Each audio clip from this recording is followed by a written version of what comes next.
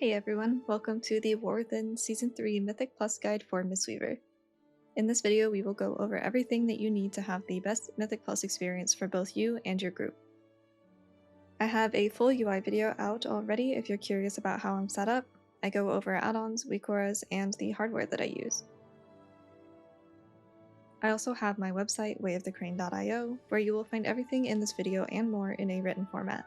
You will also be able to find all of the relevant YouTube videos in easy to find places, and I will have additional content coming soon, like a stats and gearing page, as well as the dungeon page. I will also be using my alt channel again, which is called Megasett Clips, and this is where you'll be able to find full runs with no commentary added. I was uploading these to the main channel, but I decided that that wasn't working quite how I wanted to, so any future non-commentary runs will be found here.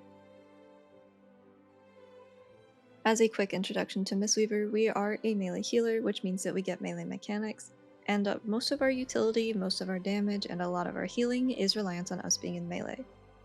We are a high APM healer with a lot of buttons, so it can be overwhelming at first, and we also have a versatile toolkit between flexible healing profiles, priority damage, and a plethora of utility buttons.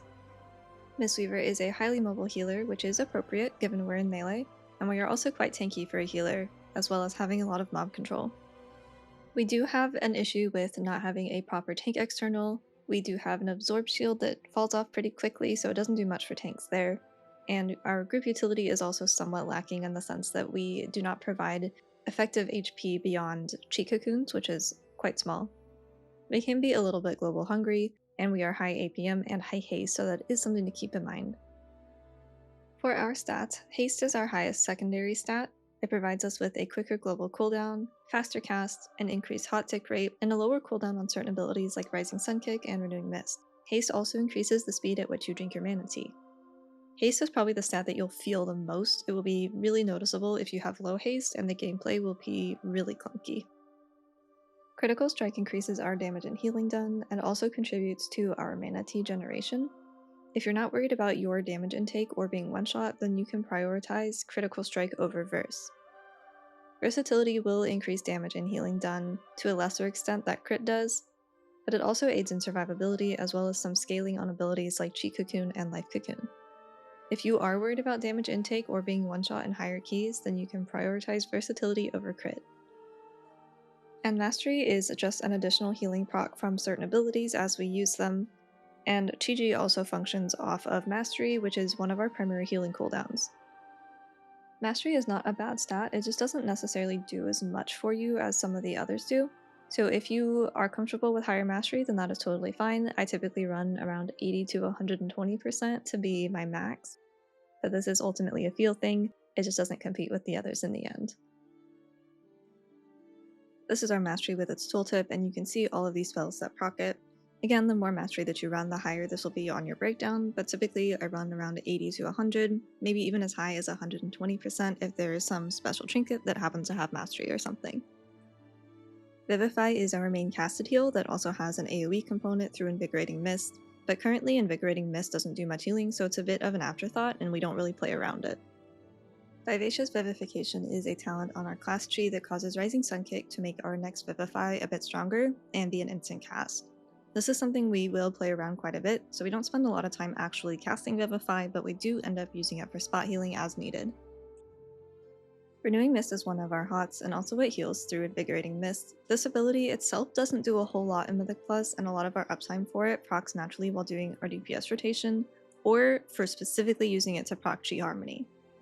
Chi Harmony is a buff that you get from a new Renewing Mist application that increases healing done to the target by 25%. So this is really important for ramping and buffing our other spells to let us heal through intense heal checks. Sun Pulse is another part of the Renewing Mist and Vivify system where you will proc these from your Renewing Mist that you get naturally during your rotation, and it's just some additional healing for Vivify and Renewing Mist targets.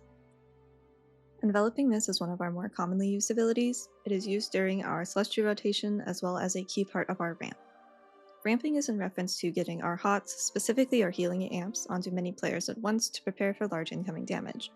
You don't need 100% uptime on Enveloping Mist, but typically if there's a large amount of damage incoming, you'll want it on at least your 3 DPS, typically prioritizing yourself and your tank last in most situations. Shaylin's Gift is one of our cooldowns that functions mainly as an AoE heal. Your primary target will get slightly more than the others because the main target will also get a Gust of Mist proc. Depending on your talents, Shaylin's Gift may function differently, but it will always be a heal of some type. Xiaohao's Lessons and Veil of Pride are a choice node in our tree that will partially determine how Shaylin's Gift functions. If you run Xiaohao's Lessons, you will also gain a random buff after each Shaylin's Gift cast. The buffs are listed below, and they are in a deck system. This doesn't mean that you stop using Shaylin's Gift as a heal, it just provides a buff in addition to the heal, but you may find yourself prioritizing buffs over healing in some cases. If you run Veil of Pride, there is no buff, but you do generate stacks of Shaylin's Gift faster, which allows you more consistent healing. Typically for new players, I would recommend using Veil of Pride for consistency and a little bit more simplicity, but both are used in Mythic+. Ancient Teachings with Jadefire Teachings Talented should be your highest overall heal for a key. This is our damage to healing conversion and is anywhere around 40 to 60% of our overall. This functions as maintenance healing, but it also can function as a cooldown when paired with certain abilities. Jadefire Stomp triggers our Ancient Teaching buff and also allows us access to a buff called Awakened Jadefire. Jadefire Stomp is very important for our maintenance healing and cooldown healing while in GG specifically, and uptime on this ability should be as high as possible. It does some healing and damage on impacts, but otherwise, once it's down, you just need to stand in it as much as possible. You only really use this ability when you are repositioning and leaving your old stomp, or you're not going to be moving but need your Ancient Teachings buff. It is important to remember that once Jadefire Stomp finishes the initial animations, other players cannot see it since it's not relevant to them. Make sure your tank is done moving before placing it, or if it's a heavy movement encounter, place it in the direction that you will be heading. Awakened Jadefire is another buff applied by Jadefire Stomp, and this allows us to build our Teachings of the Monastery stacks quicker. This also allows us to cleave with our Blackout Kick, and both of these will contribute to our Ancient Teachings healing. Awakened Jadefire also allows Spinning Crane Kick to provide a small amount of healing, but this isn't used very often. If you want a little bit more of an in-depth answer on that, I do have a short on my channel talking about this already. Expel Harm is your highest priority button when it comes to self-healing. This is usually something that I aim to use before my health pot because it's such a short cooldown. You can also get a small shield out of it when using it with Under Focus Tea. Soothing Mist is less of a heal and more of a tool. This allows your Enveloping Mist and Vivify to be instant cast when used on the player that you're channeling into. With the talent Elusive Mist, it is also a 6% DR for your target and for yourself, so you may use it sometimes to prevent one-shots, but in the end 6% isn't a whole lot, and it is only if you can be not moving and not need to do any other healing during that damage event. Spinning Crane Kick is a spammable AoE damaging ability. It does okay damage and provides a little bit of healing when talented into Awakened Jadefire. Rising Sun Kick is a single target ability that will heal through Ancient Teachings, and it will also extend our HOTS through Rising Mist and apply new HOTS through Rapid Diffusion. This ability is pretty much used on cooldown because of how many interactions it has within our kit, both for healing and for damage.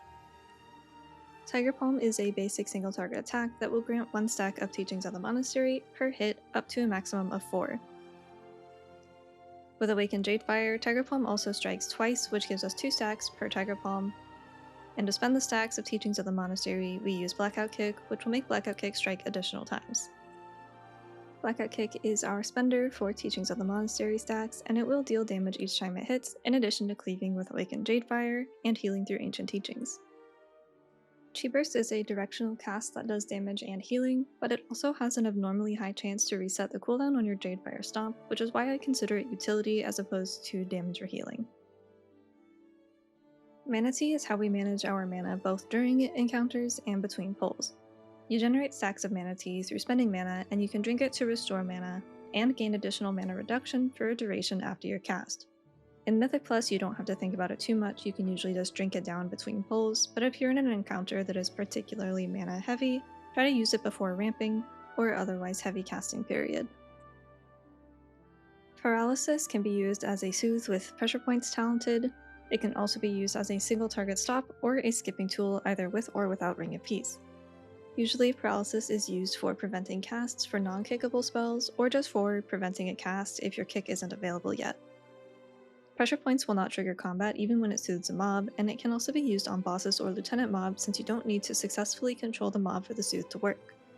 It is important to know that Paralysis is a soft CC like Blind, Hunter Trap, or Polymorph, and it will not prevent you from entering combat if you get too close like Sap or DH in Prison does, so make sure that you have some space, or make space by using Ring of Peace. Ring of Peace is one of my favorite abilities in the game, and it is one of the most versatile. Ring of Peace can be used as an AoE or single target stop, a kiting tool for your tank, a defensive to get mobs off of a party member, and a tool to help with skips or stop patrols. It can also be used as a way to split up a pull, since some mobs aren't linked together and they can be separated far enough that they won't proxy pull. If you have another monk in the group, you can even drop 2 Ring of Pieces and bounce mobs back and forth to help prevent tank damage, as well as waiting for kicks to come back up. Leg Sweep is a basic, uncapped AoE stun. Tiger's Lust is a single target movement speed increase and a root or snare removal. Tiger's Lust must be used after the debuff is applied in order to remove it. Transcendence is our self-portal ability. It's very helpful. Typically, I will drop this with the range players and use it as an escape button for when things get crazy mechanically, or I know that I have to stop and plant to cast a lot. Alternatively, it can be used to reset bosses once a door is closed. It can also be used to avoid damage from certain mechanics that have travel time, or just aid generally in uptime. Even though lighter than air is mostly just movement, I do consider it utility because it can be used to dodge mechanics, walk on water, and prevent fall damage, or you can use it to negate a knockback. And finally, we have Thunder Focus Tea. There is a lot going on with this ability. For the baseline use listed on the tooltip, when you use Thunder Focus Tea combined with Enveloping Mist, it will provide an instant heal and be an instant cast. Renewing Mist will have a longer duration. Vivify will be mana free. Rising Sun Kick has a shorter cooldown, and Expel Harm does extra damage and provides you with a Chi Cocoon, which is a small shield. If you are using Thunder Focus Tea with the Secret Infusion talent, each of these abilities will additionally buff you with a stat based on which ability you used. If you are talented into Jade Empowerment, you will gain 1 stack of Jade Empowerment in addition to having access to the empowered ability. Crackling Jade Lightning is not a Thunder Focus Tea empowered ability, and Jade Empowerment stack you gain from it is completely separate from the Thunder Focus Tea effects. And finally, if you're using the Master of Harmony hero talents, using Thunder Focus Tea will begin your Vitality Drain, which will allow you to apply your Aspect of Harmony debuff and buff. All of these different uses make Thunder Focus Tea a really flexible ability, but the most common uses are either Rising Sun Kick for damage and the shortened cooldown, Enveloping Mist for the priority healing, or Expel Harm for the shield and the versatility to survive one-shots. There are quite a few optional talents between both of our trees, but they are all pretty close, within a few percent of each other when it comes to throughput. Oftentimes the healer's job is more than just healing throughput. Damage, utility, and survivability are all included in the job of a healer, as well as the occasional special job that may involve lots of running or creative use of our utility buttons. Our class tree is mostly utility, and this means that we have a few options to swap around when it comes to each dungeon. The main swaps are Crashing Momentum for when slows or CC is needed, Improved Detox for any poison or disease dispels, Pressure Points for a Soothe if needed. Chi Burst is good if you're playing Master of Harmony, but this can be removed or swapped to Chi Wave if you're really struggling to get keybinds for everything. Link Spirits can be taken for skips or mechanics where you need to specifically get to a party member, and Lighter Than Air. Honestly, I never take this one off because I find it way too useful. For our spec tree, we have a bit less diversity than our class tree, and the gameplay doesn't really change with many of these either. All of our Mythic Plus gameplay revolves around cycling short cooldowns like Shaylin's Gift, Jade Empowerment, Life Cocoon, and 1 minute Chi to efficiently heal while also doing damage. This leaves us with about 1 extra point that you can put into Mistwrap for extra hot healing, Secret Infusion, which would be your second point for extra stats during Thunder Focus Tea, or Focus Thunder for an extra empowered ability. It is important to know that this will not give you an additional Jade Empowerment per use because it is on use of Thunder Focus Tea, and again, Jade Empowerment is not a Thunder Focus Tea empowered ability. The core of this build revolves around Chi being a 1 minute cooldown with Gift of the Celestials. You also have Shaylin's Gift with either Shao Has Lessons or Veil of Pride. It is up to personal preference. Just make sure that you have Legacy of Wisdom on so that it is a reliable AoE heal. Rising Mist is used less for the Renewing Mist extensions and more for the Enveloping Mist extensions for your ramps, which is very important. And lastly, the Jade Fire Stomp nodes, which also includes Jadefire Teachings and Awaken Jadefire for your maintenance healing, but also for support healing during Chi. So this is the tree that I recommend running, however there may be some slight variation depending on the dungeons, which we can go over. First is Gift of the Celestials versus Jade Bond. Gift is the default choice, which is a shorter duration Chi but also a shorter cooldown. Jade Bond is a longer duration Chi but also a longer cooldown. Gift is my preference since it's another short cooldown that allows us to comfortably cover mechanics by cycling between all of our other short cooldowns and have minimal gaps in our healing in most situations. Jade Bond provides longer windows of coverage in exchange for a longer cooldown, though this is very, very rarely needed and I wouldn't recommend running this by default. There has been maybe one time where Jade Bond has been the better choice in recent history, and even still it wasn't 100% necessary. We talked about this one a little bit earlier, but Shadow's Lessons versus Veil of Pride for your Shaylin's Gift choice node. Either of these are a valid choice. Shadow's Lessons is a deck system for buffs, and Veil is a faster stack on your clouds, so you can get more frequent uses at a decent number. Veil of Pride is what I would recommend for new players for consistency, but you can also run Shadow's in most dungeons successfully as well. For Legacy of Wisdom versus Mending Proliferation, this is not a choice node, but it is still a potential talent swap. This one is likely never going to be a question, but with Mending Proliferation's bug fix, I suppose it might be worth mentioning. Occasionally there may be a fight where you're dealing with such high consistent damage intake that you'll be maintaining a high uptime on Enveloping Mist throughout the entire encounter, so that Mending Proliferation ends up doing quite a bit of healing that could outweigh Legacy, as long as you don't need Legacy for the rest of the dungeon. Legacy of Wisdom provides a consistent, reliable source of healing through Shaylin's Gift by allowing it to hit 5 targets. I would absolutely still recommend running Legacy for every situation unless something previously mentioned comes up. In Season 3, I can't think of an encounter where I would recommend running Mending instead of Legacy. For hero talents, we have Master of Harmony first. The main talents here that affect gameplay is Aspect of Harmony, Harmonic Gambit, Endless Draft, and Coalescence. Aspect of Harmony is what gives you a new resource called Vitality. Vitality is generated by damage and healing, stored to a maximum of your HP. When you use Thunder Focus Tea, you begin withdrawing Vitality in order to amp your healing and damage depending on how you use it. There are 2 buffs associated with Aspect of Harmony that go by the same name. There is a Hot applied to allies and a Dot applied to enemies. The Dot applied to enemies is applied through Rising Sun Kick, Tiger Palm, and Blackout Kick during your Vitality drain, and the Hot is the heal amp applied to allies through direct healing during the Vitality drain. Harmonic Gambit is what allows you to do damage with Aspect of Harmony, so if you're not seeing the Dot apply or you're missing it in your breakdown, make sure that you are talented correctly. Endless Draft gives us a second stack of Thunder Focus Tea, but you'll never want to use them back to back because you will not be able to max your Vitality for the second one if you use it too soon. And we have our capstone, which is Coalescence, and this is what makes Thunder Focus Tea or Aspect of Harmony a cooldown. Any enemy or ally with the Dot you apply during Vitality Drain will take an additional 20% damage or healing done from you. This means that you can use it as a DPS cooldown, specifically as a priority damage cooldown, or you can use this as a healing cooldown, which helps boost the power of your other CDs or replaces that cooldown entirely. The short version of the Master of Harmony gameplay is to build Vitality through damage and healing, and once you're full, decide if you're going to use it mostly for damage or mostly for healing. Then use your Thunder Focus Tea and use your empowered ability of choice.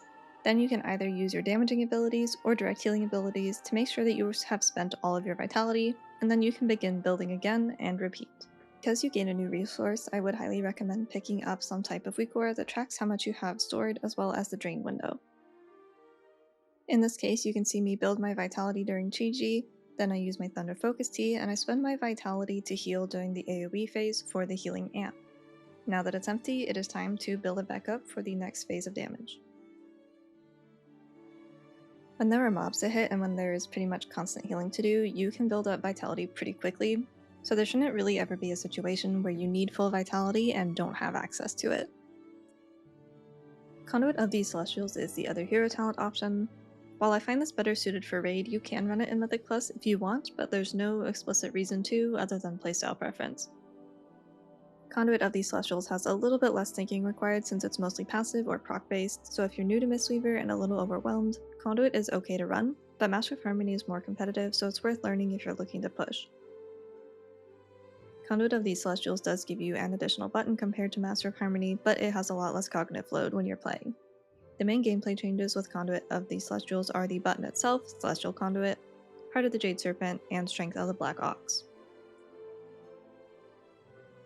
Celestial Conduit is a channeled heal and damaging ability that will also proc the other passive effects in the tree. You can also cast non-damage and healing abilities during the channel like Roll, Kick, Leg Sweep, and Transcendence.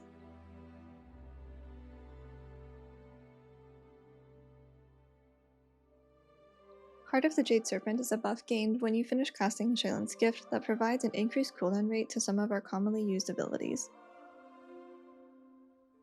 Strength of the Black Ox is a proc that makes your next Enveloping Mist a faster cast, as well as provide a 3% shield to 5 allies. Gameplay-wise for Conduit, there's not really anything to look at, it just looks like normal Mistweaver. The gameplay really doesn't change a lot due to the nature of the hero talent, but you may find yourself randomly using Enveloping Mist to use a Black Ox proc where you normally wouldn't if you were Master of Harmony. Other than that, you just want to make sure that you have things like Thunder Focus Tea and Rising Sun Kick on cooldown before you use your Celestial Conduit or your Shaylin's Gift to make use of the cooldown reduction from Heart of the Jade Serpent. Moving on to our cooldowns and offensives, Jade Empowerment is a short cooldown. It's about a 30-second recharge since it triggers from Thunder Focus Tea, and these stacks from Jade Empowerment can go up to 2, so it has the potential for some extremely strong burst healing when multiple enemies are present. Typically, this is pooled during single target encounters, spending one at a time when no healing is needed for damage to avoid overcapping, and then used for healing through Ancient Teachings. This doesn't do a ton of healing by itself, especially when it is a single target encounter and you have multiple people injured, but it can be used on cleave for some pretty significant group-wide healing. Revival can be multi-use depending on the dungeon pool.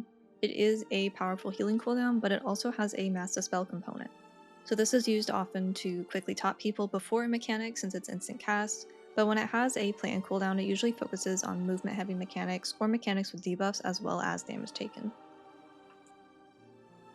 When talented into Calming Coalescence and Chrysalis, Life Cocoon is a large absorb on a little bit longer than a 1-minute cooldown.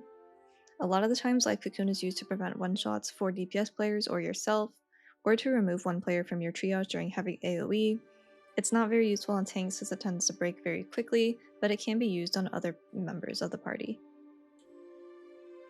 We mentioned this one when we went over the hero talents, but just as a reminder, Celestial Conduit is a channeled pulsing heal and damage button that pretty much functions by itself as healing or damage cooldown. It is recommended to use it mainly for healing because the damage is not very noticeable. You do have the option to press Celestial Conduit again during its channel, but this usually isn't necessary because it will automatically recast at the end of the channel. You can also cast certain abilities during this without interrupting it as long as it doesn't do damage or healing. Things like Ring of Peace, Paralysis, Diffuse Magic, Leg Sweep, and basically everything else that doesn't do damage or healing. And for the Master of Harmony side of things, we have Coalescence, which is our Vitality window. This is the aspect of Harmony Dot and Hot that are going to be amping your regular base monk abilities. This does function as a cooldown because it is another healing amp, and it's on about a 30-second cooldown depending on how you're using your Thunder Focus Tea charges.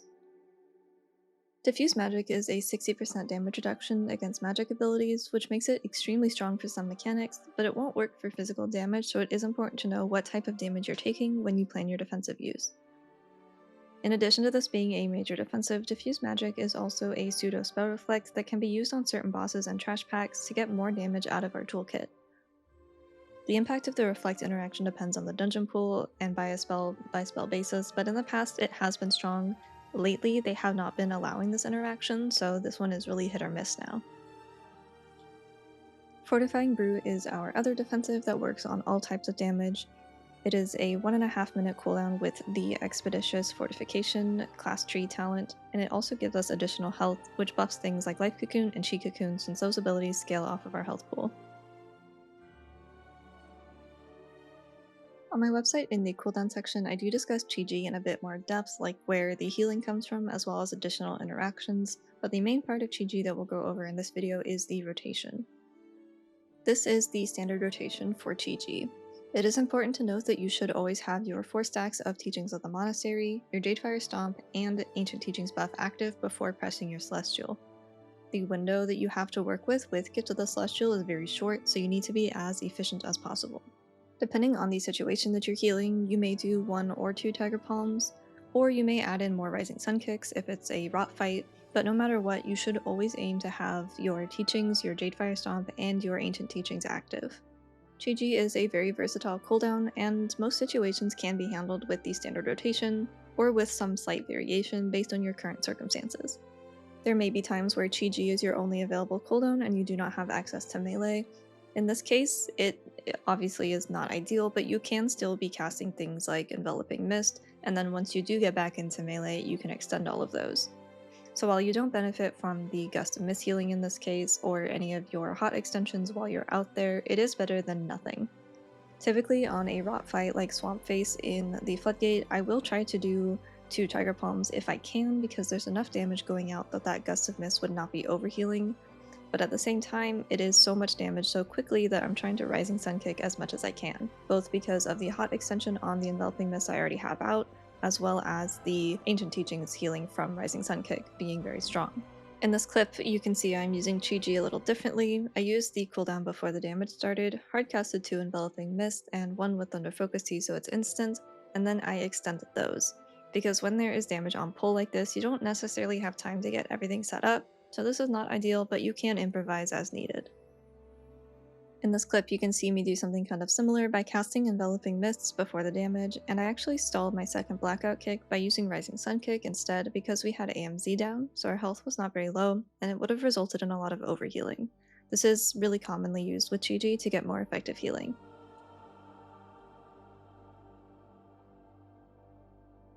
Maintenance healing mostly comes from pressing your offensive abilities, Tiger Palm, Rising Sun Kick, and Blackout Kick, and their passive effects like Crane Style, Rapid Diffusion, and Ancient Teachings.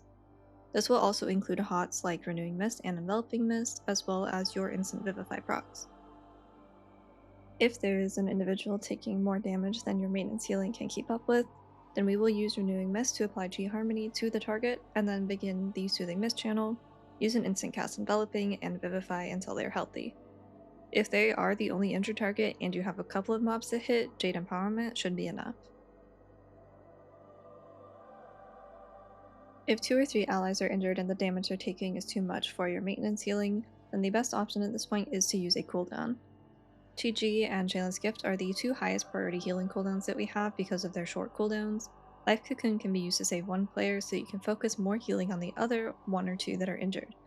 Depending on your target count and how many allies are injured, you could also use Jade Empowerment. For AoE healing, you are definitely using a cooldown at this point. Again, Chi and Shaylan's Gift are our highest prio healing cooldowns, with Revival being good for heavy movement phases, and Life Cocoon for single player protection, with Jade Empowerment being more circumstantial depending on how many targets you have available to hit. When it comes to our damage rotations, this is assuming that there is no healing needed. Jade Empowerment is a really hard-hitting ability, but it's also a healing cooldown with the right circumstances, so you need to be aware that this is for pure damage, but also be aware if you need to hold on to Jade Empowerment for any healing that's coming up. For this, we are making sure we're standing in our Jadefire Stomp, using our Jade Empowerment if it's available, Rising Sun Kick on cooldown, and then Tiger Palm and Blackout Kick to try to get a reset on Rising Sun Kick. It doesn't really matter if you do 1 or 2 Tiger Palms over the course of an entire encounter or dungeon, it normalizes out to be about the same amount of resets. For 2 to 4 target damage, it's about the same as for single target, except we are adding in Chi Burst to the mix now. Again, that can be used on cooldown along with Rising Sun Kick, fish for resets on Rising Sun Kick with Tiger Palm and Blackout, and use Jade Empowerment if you do not need it for healing. 5 or more targets, it will be Jade Empowerment, Chi Burst, and Spinning Crane Kick spam.